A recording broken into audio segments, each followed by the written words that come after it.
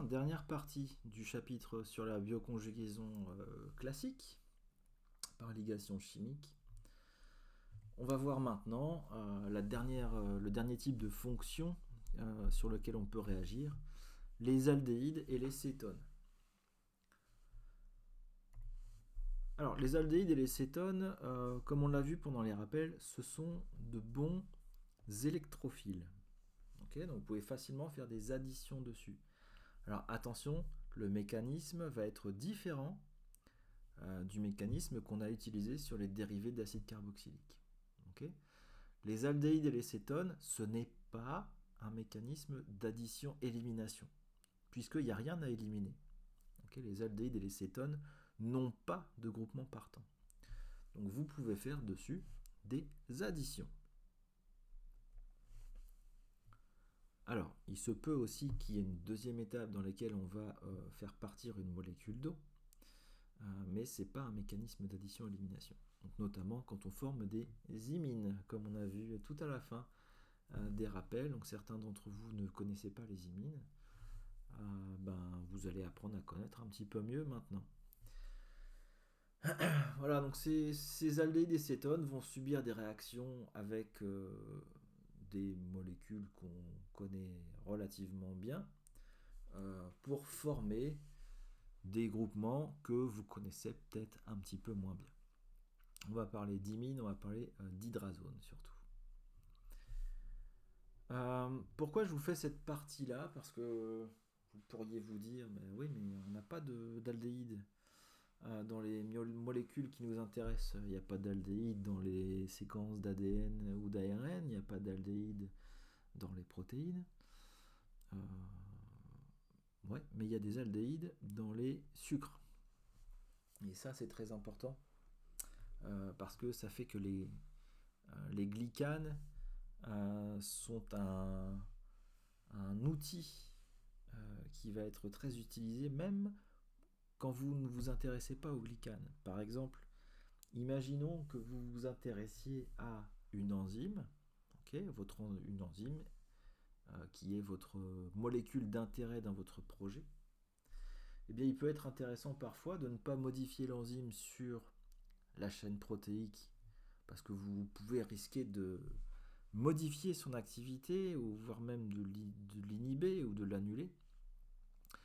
Mais cette enzyme, en général, c'est pas juste une protéine, c'est une glycoprotéine. Il y a des sites de glycosylation. Vous connaissez les modifications post-traductionnelles. La plupart des enzymes sont des glycoprotéines. Eh bien, si vous voulez faire une modification sur une glycoprotéine, vous pouvez très bien décider de faire cette modification sur les chaînes glycaniques. Alors en termes de mécanisme, je ne vais pas m'attarder plus que ça. Mais on a parlé un petit peu d'amination réductrice déjà ensemble au début de ce cours. Donc on va en reparler ici. Je vous avais donné le NABH4 comme réactif le plus commun.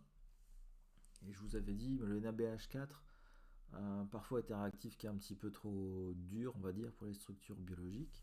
Donc on a tendance à utiliser des réactifs un petit peu plus doux. Et vous avez leur structure ici, le NaBH3CN et le NaBHOAC3, ou triacétoxyborohydrure. Bon, tout ça, ces deux-là et le NaBH4, ce sont des réactifs qui sont des réducteurs. Donc je ne sais pas si on va avoir l'occasion de revoir le mécanisme dans une slide suivante, mais sinon vous pourrez retourner le voir en arrière. Souvenez-vous, quand vous faites réagir une amine sur un aldéhyde, vous formez une imine qui est une double liaison CN. C'est quelque chose qui est pas forcément très stable et qui peut s'hydrolyser assez facilement. Donc si vous voulez former un bioconjugué qui soit plus durable dans le temps, vous pouvez réduire cette double liaison CN en rajoutant ce type de réactif-là, réducteur, et vous faites alors ce qu'on appelle une amination réductrice. Bien, je vous donne, allez, on va dire deux trois exemples où on va utiliser des fluorophores ou des sondes qui sont fonctionnalisées ici par des amines. Donc vous avez l'alexafluor 405, cadavérine. Alors ça c'est l'alexafluor 405, c'est un pyrène. Okay. Et puis il y a un Bryce Passer ici et un linker amine. Donc le linker amine ici, cadavérine, c'est parce que on a mis une cadavérine ici. 1, 2, 3, 4, 5 carbones. Donc on peut très bien utiliser ce genre de sonde fluorescente là pour fixer sur des aldéhydes qu'on va générer sur les glycanes. Si vous vous souvenez, je vous ai montré dans un chapitre précédent, quand on a parlé du test ELISA, que souvent les aldéhydes sur les glycanes, ils sont un peu suggérés, mais qui ne sont pas vraiment présents, sauf assez peu présents. Et donc on peut en former plus en oxydant au NaIO4, on génère des aldéhydes, et ensuite on fait réagir des amines dessus. Très bien, vous pouvez faire réagir des amines qui portent un fluorophore, comme vous avez ici. Vous pouvez faire la même chose avec une sonde qui n'est pas un fluorophore. Donc là, je vous ai mis la biotine. Alors, j'en ai pas mis d'autres exemples précédemment dans le cours, mais je le mets ici. J'aurais pu le mettre n'importe où ailleurs. Je pense que vous connaissez le couple biotine-streptavidine ou biotine-avidine. Donc la biotine qui est une vitamine, la vitamine B8 que vous avez ici, qui est un ligand de la streptavidine par exemple.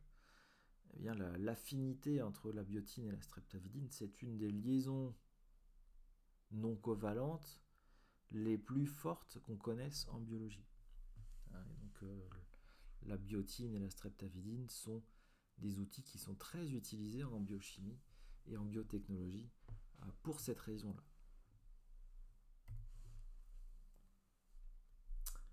Alors, pourquoi est-ce que c'est courant ? Parce qu'on peut l'utiliser pour différentes choses.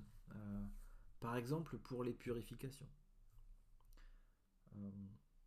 Imaginez que vous ayez votre biomolécule que vous avez marquée spécifiquement avec une biotine et que vous vouliez la purifier alors qu'elle est à l'intérieur d'un LISA, d'un mélange de milliers d'autres biomolécules. Et si vous avez une résine, un support solide que vous avez au préalable conjugué avec la streptavidine, vous allez pouvoir passer votre LISA dans la résine. Par exemple, ça peut être une colonne pour faire de la chromatographie d'affinité. Vous pouvez passer donc votre LISA sur la résine. Toutes les molécules vont passer à travers la colonne, à part votre biomolécule d'intérêt à vous, puisque la biotine à laquelle elle est attachée, ici, va venir se lier à la streptavidine, et donc votre biomolécule sera fixée sur la colonne. Okay. Vous rincez, vous lavez, vous faites descendre tout le reste des biomolécules qui ne vous intéressent pas, et puis dans un deuxième temps, vous allez élever avec une solution concentré de biotine qui va venir décrocher ça et qui va faire descendre votre biomolécule d'intérêt de la colonne, mais cette fois elle sera toute seule et elle sera donc purifiée. Okay, donc là vous avez un exemple qui peut vous permettre de faire de la chromatographie d'affinité, mais ça peut être aussi de la fluorescence. Donc imaginez que vous ayez votre biomolécule d'intérêt toujours ici, et vous l'avez fonctionnalisé au préalable avec un fluorophore. Mais il y a un problème, le signal n'est pas assez fort. Vous mettez un fluorophore sur votre biomolécule et le signal ne vous suffit pas, il n'est pas suffisant. Eh bien, vous pouvez très bien mettre une biotine sur votre biomolécule, et puis dans un deuxième temps, de manière indirecte, vous allez balancer dans votre milieu une streptavidine qui, elle, à son tour, est fonctionnalisée par plein de fluorophores. Okay, la streptavidine, c'est une grosse molécule, une grosse protéine. Vous pouvez imaginer la fonctionnaliser avec, en faisant une bioconjugaison sur les lysines, par exemple, avec un fluorophore ester de NHS. Vous pouvez imaginer mettre au moins une dizaine de fluorophores sur la streptavidine, voire plus. Et donc, sur chaque position marquée de votre biomolécule, vous pourrez mettre 10 fluorophores. Alors, ça sera indirect, ça sera en 2 étapes plutôt qu'en une seule étape, puisque au lieu de bioconjuguer votre biomolécule avec un fluorophore, vous bioconjuguez votre molécule avec la biotine, puis vous balancez une streptavidine qui, elle, est bioconjuguée avec plein de fluorophores dans un deuxième temps. Donc ça demande un peu plus de, pas forcément de travail pour vous, puisque la streptavidine fluorescente, c'est quelque chose qui est commercial. Vous n'avez pas besoin de le faire vous-même, ce bioconjugué-là. Donc vous devrez faire celui-là, de bioconjugué, mais celui-là, vous devrez simplement l'acheter. Mais ça peut vous permettre comme ça de décupler votre signal de fluorescence. Alors c'est notamment utile, bon, pas forcément en imagerie cellulaire, enfin si on peut faire ça en imagerie cellulaire, mais les applications sur les comment dire, sur les gels de protéines de type, enfin les gels de type SDS-PAGE, que vous voulez détecter en fluorescence. Souvent, si on met un seul fluorophore, c'est pas suffisant, et souvent ça marche mieux avec ce type de système indirect où on utilise de la biotine. Donc là, voilà, vous avez deux petits exemples comme ça, mais ça peut être autre chose, ça peut être un marquage d'ADN aussi. Vous pouvez imaginer tout ce que vous voulez. Alors, donc je vous ai pas remis la réaction qui forme l'imine, vous l'avez dans le chapitre sur les amines, c'est exactement la même, je vais pas, ça sert à rien de la mettre 2 fois, vous retournerez la voir si vous voulez.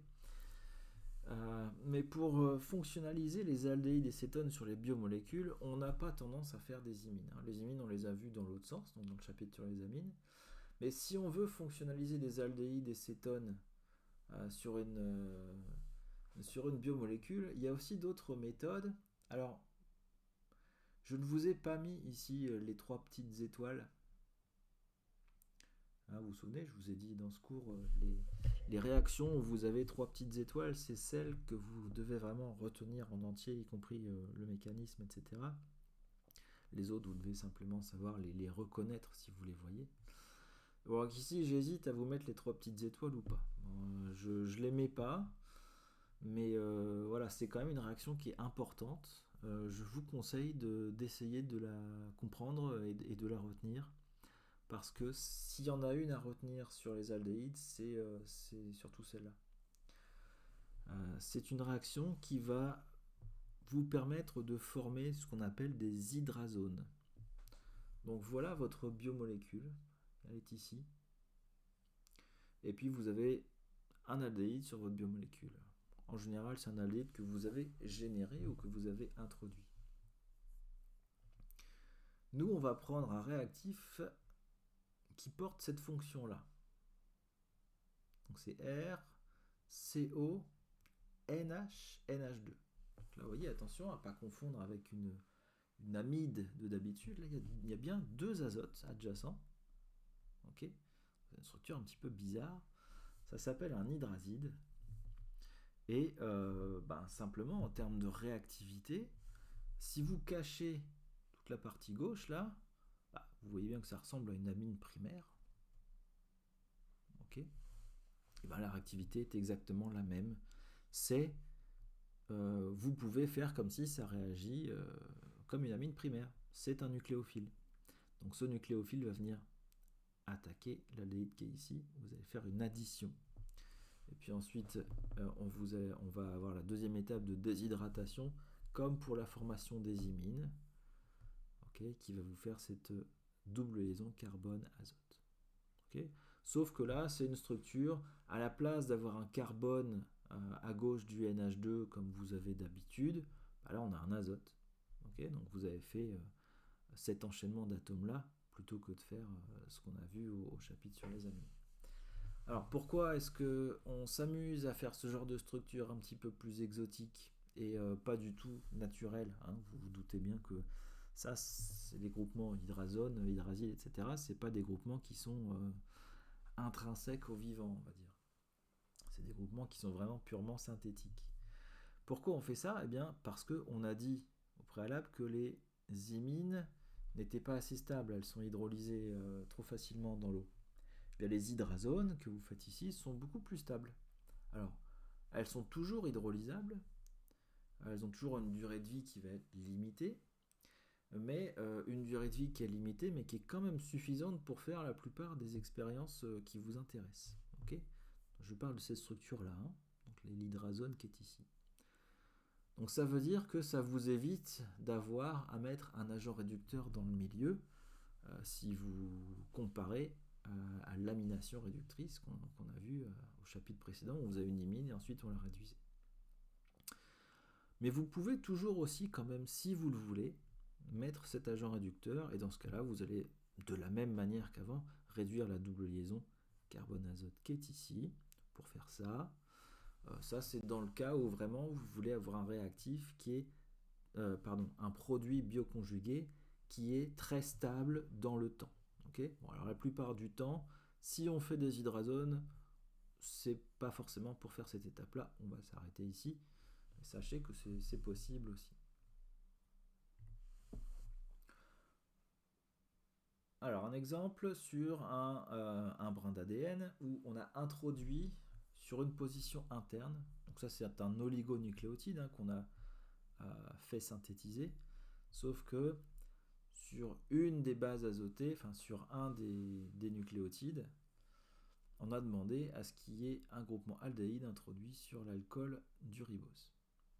Ok, donc là en fait on a simplement introduit ce groupement aldéhyde.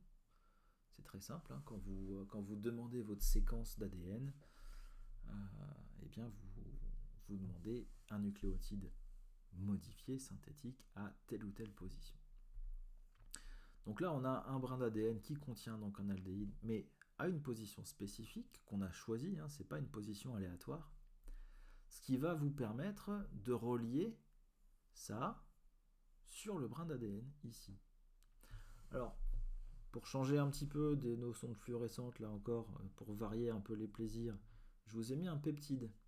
Okay, donc là, dans ce cas-là, on est en train de faire un hybride ADN-peptide.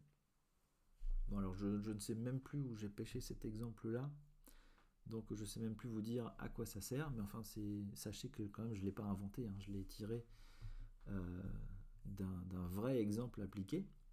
Là, en fait, vous avez un peptide, donc vous avez une séquence d'acides aminés, et puis c'est sur un acide glutamique, donc un résidu acide glutamique, vous avez CH2, CH2, CO2H.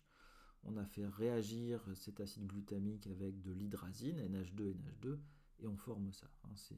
Former ce type d'hydrazide à partir d'un acide carboxylique, c'est très très simple.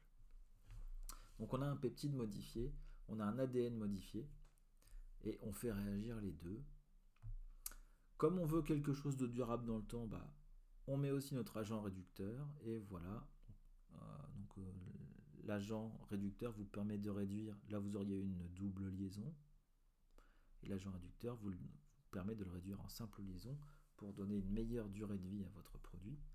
Vous avez ici donc cet hybride, ce conjugué peptide ADN, mais qui n'est pas n'importe lequel. Le peptide en question, vous l'avez mis à un certain endroit de votre chaîne, pas n'importe où.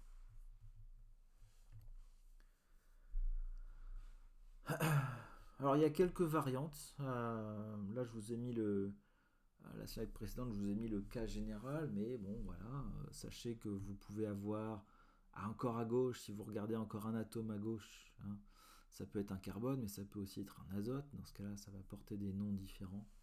Vous avez les hydrazides, vous avez les semi-carbazides, qui vous permettent de faire des hydrazones ou des semi-carbazones. Bon, c'est exactement le même type de chimie, peu importe. Hein. Juste au niveau du nom chimique, c'est pas forcément hydrazone que vous allez voir. S'il y a un azote supplémentaire à gauche, vous allez voir carbazone, semi-carbazone. Donc ce genre de modification est surtout fait, hein, comme je l'ai dit au début de ce chapitre, sur les modifications post-traductionnelles de type glycosylation que vous avez en général sur sur les protéines.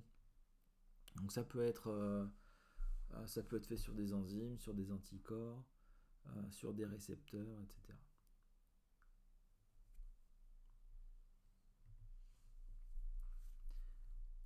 Bon, je vous donne un exemple qui va peut-être vous intéresser qu'un petit peu différent.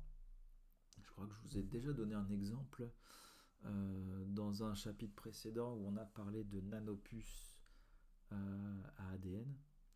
Bon, là, on va faire des nanopuces pour la protéomique. Donc c'est exactement le même principe. Une surface, mais sur cette surface, on va imprimer, cette fois non pas des brins d'ADN, mais on va imprimer des peptides. Et donc, là, on l'a fait. Tac, alors, est-ce que je vous ai mis le lien vers l'article? Non. Je vous ai pas mis la référence, mais je pourrais vous la donner si elle vous intéresse. Vous me demanderez dans Discord. Donc là, comment on a fait? Eh bien, on a une surface.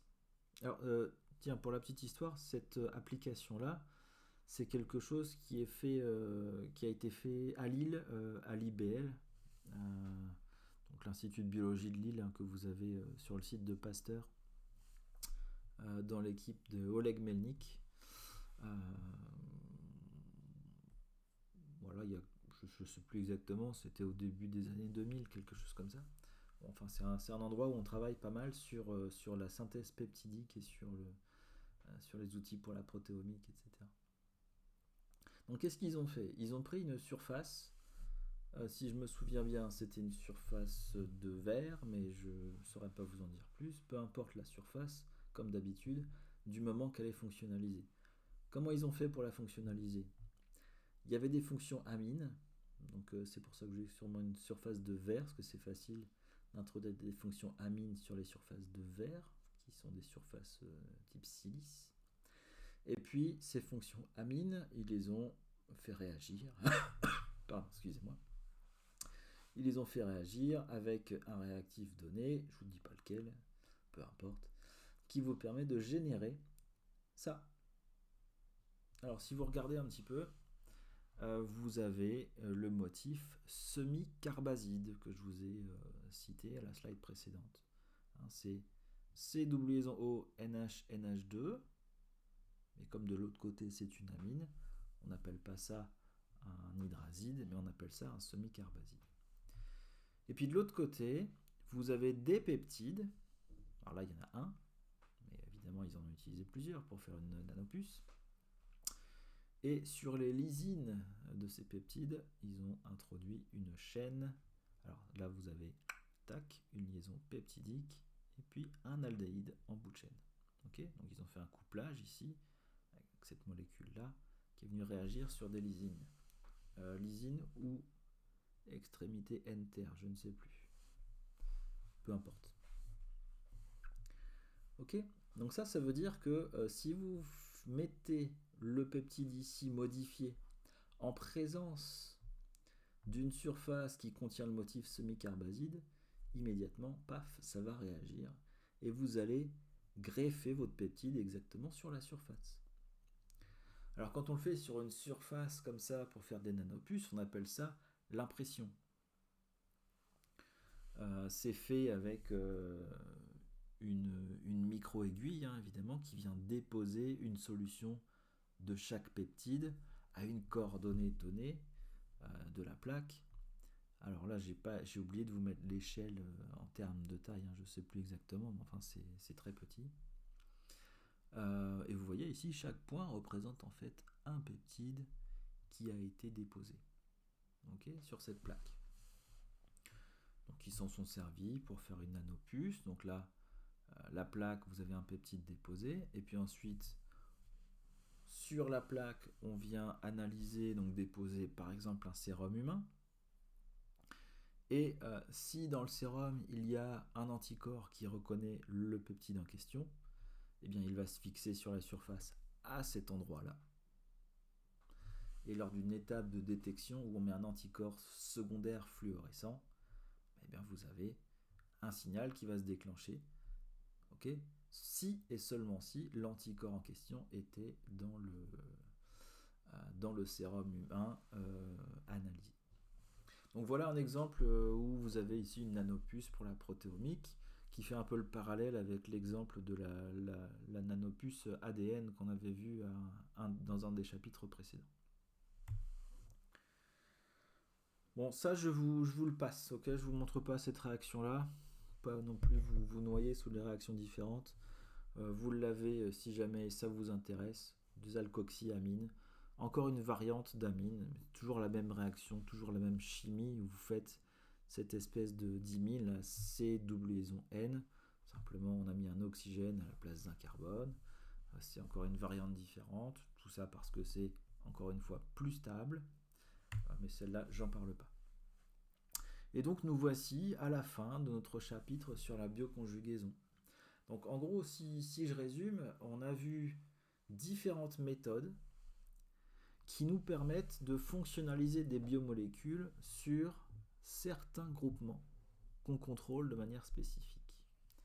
On a vu plusieurs méthodes qui nous permettent de fonctionnaliser les amines, dont la plus importante est ici, les esters de NHS.